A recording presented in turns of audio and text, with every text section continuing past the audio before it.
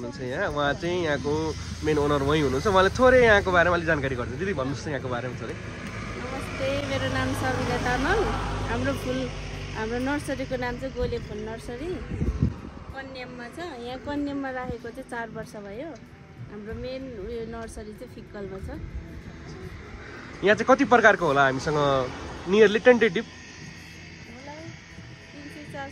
300-400 छ है।